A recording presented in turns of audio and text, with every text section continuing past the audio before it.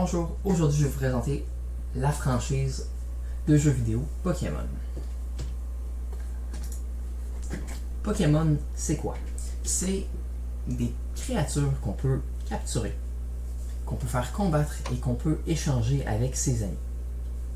Le jeu nous permet d'explorer une région et de capturer des Pokémon tout en affrontant des arènes qui nous permettent de devenir le maître des Pokémon. La première génération et le premier jeu de Pokémon se déroule dans la région de Kanto. Il s'agit du jeu Rouge et Bleu qui est sorti en 1998. Celui-ci a eu un équivalent sorti au Japon en 1996 appelé Pokémon Rouge et Vert. Ce jeu a eu de nombreux remakes. Un remake, c'est le même jeu mais refait et amélioré.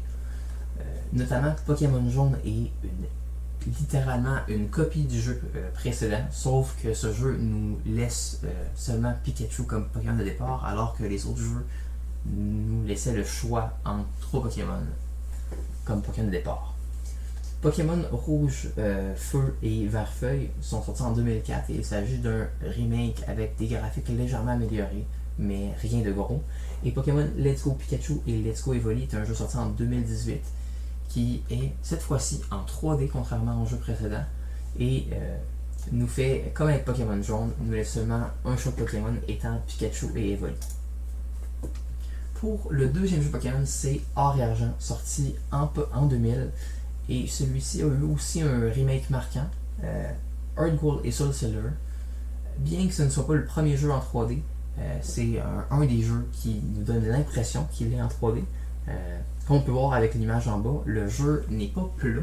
Il y a vraiment l'impression qu'on est dans qu'il y a un peu de 3 dimensions dans l'image, même si c'est en pixels et que c'est en 2D.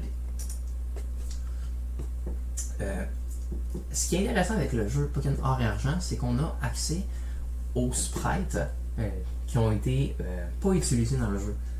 C'est assez particulier parce qu'on peut voir les designs qui auraient dû être faits, mais qui n'ont pas été mis dans la version finale. Certains des Pokémon qu'on voit ici sont reconnaissables et sont tels quels dans le jeu, alors que certains ont complètement été supprimés. Le troisième jeu qui se déroule dans la région de Hoenn est Pokémon Rubis et Saphir. Ce jeu se démarque des autres pour son environnement. Les villes dans le jeu sont vraiment impressionnantes, plus que n'importe quel autre jeu Pokémon sorti de toute la franchise. On a une ville dans les arbres, on a une ville sur l'eau, il y a même une ville dans laquelle il faut plonger sous l'eau pour y avoir accès. C'est assez particulier et selon moi le meilleur jeu Pokémon, surtout pour son environnement. Le quatrième jeu, Pokémon Diamant et Perle, sorti d'abord en 2007. Il a eu un remake très récemment en 2021. Shining Pearl et Brilliant Diamond. Pour les autres jeux, on ne va pas s'y acharner, mais on a Pokémon Noir et Blanc sorti en 2011. Pokémon X et Y, le premier jeu en 3D, sorti en 2013. Pokémon Soleil et Lune, sorti en 2016. Et Pokémon Épée Bouclier, sorti en 2019. Ensuite, la 9e génération, dont je veux parler beaucoup plus aujourd'hui, c'est le dernier jeu sorti sur la Nintendo Switch en novembre 2022, Pokémon Scarlet et Pokémon Violet. Le jeu nous laisse choisir comme Pokémon de départ entre un chat, un canard et un crocodile. Contrairement à tout autre jeu sorti dans le passé, Pokémon Scarlet Violet se démarque car il est un jeu en monde ouvert et il nous permet d'explorer la région dans l'ordre qu'on le veut. Il n'y a plus de t'es obligé de passer par cette ville-là et passer par celle-là pour finir le jeu. Tu peux faire le jeu dans l'ordre que tu le veux et le jeu est vraiment libre. C'est vraiment un avantage et un gros plus, une grande amélioration pour la franchise. Un nouveau concept qui a été introduit dans ce jeu-là, c'est les formes paradoxes. Des formes de Pokémon ayant un lien avec le futur et le passé. Comme on peut voir Donphan dans le centre, c'est un Pokémon sorti en 2000 et il a eu une version préhistorique avec des gros... avec plus imposante qui a l'air d'un mammouth, alors qu'une version plus futuriste qui a l'air d'un robot est aussi dans le jeu. Pour ce qui est de plans de caméra, les plans de caméra sont assez sont assez similaires d'un jeu à l'autre, mais il y a une grande différence entre les jeux rétro et les jeux modernes de Pokémon. C'est surtout le style. La caméra dans le jeu est en caméra bâton. Ça suit un personnage. Mais avant, les jeux Pokémon étaient plats. Étaient en 2D.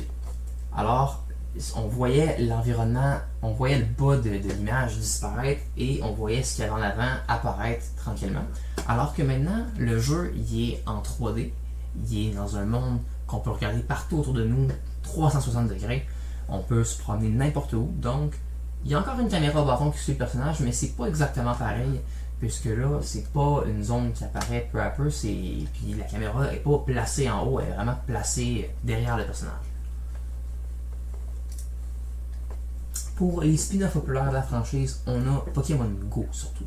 Pokémon Go, c'est un jeu sorti en 2016 qui nous permet d'attraper des Pokémon dans le monde réel. Oui, dans le monde réel. C'est un jeu en réalité augmentée qui nous permet de voir des Pokémon partout autour de nous, à Québec, New York, Tokyo et Londres, partout autour du monde. Et on pouvait compléter le Pokédex de cette façon, en se promenant partout autour de ses choix. Le marketing, on a les cartes, les peluches et le dessin animé. Et c'est pas surprenant que Pokémon, c'est la franchise qui fait le plus d'argent dans le monde. Même plus que Mickey Mouse. C'est très surprenant. Et pour les images, les grandes différences entre l'image que j'ai choisie, on a une image du dessin animé et une image en 3D. Alors, la grande différence ici, c'est qu'il y en a une qui a des couleurs plus punchantes, c'est la gauche. On a des lignes contours à gauche. Il y a moins de réalisme à gauche par rapport à l'image à droite.